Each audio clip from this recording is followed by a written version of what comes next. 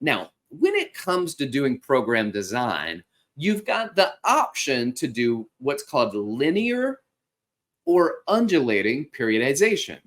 Linear periodization is a traditional method of program design. It's aimed to gradually increase the intensity of training load while simultaneously decreasing volume over that set period of time. So what you'll see is maybe a less intensity, but you're going to do a lot more volume. And as your volume increases, your intensity decreases. As intensity increases, volume decreases.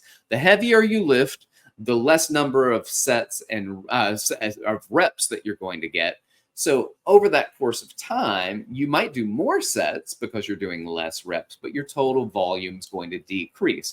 And that's going to happen over a course of time. So you're basically saying linear periodization, I'm going to do stabilization endurance, and I'm going to maintain that for a certain period of time. Maybe 4 weeks, I'm going to focus on stability and endurance. And then from week 5 to week 8, I'm going to focus on hypertrophy and strength. And from week 9 to week 12, then I move to that kind of maximal load going into max strength. These are linear periodizations where I'm going lighter weight and a lot more volume. As I add weight, as I intensity, then I decrease the volume. But then there's undulating periodization. And generally what we suggest at NASM is probably go through a linear programming first. And linear programming allows you to build endurance. It allows you to focus on form with lighter weights. It allows you to get used to doing things in a particular technique at a lighter weight, higher repetitions, practicing that movement over and over again. It allows your soft tissues to get used to adding in weight. And then over the course of 4 weeks, we add more weight. Over the course of a few more weeks, we add more weight. And then I love undulating periodization.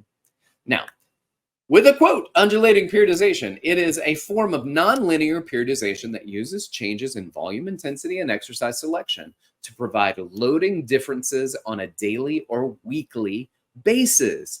This form of periodization is mentally beneficial because the workouts do not become stale and boring.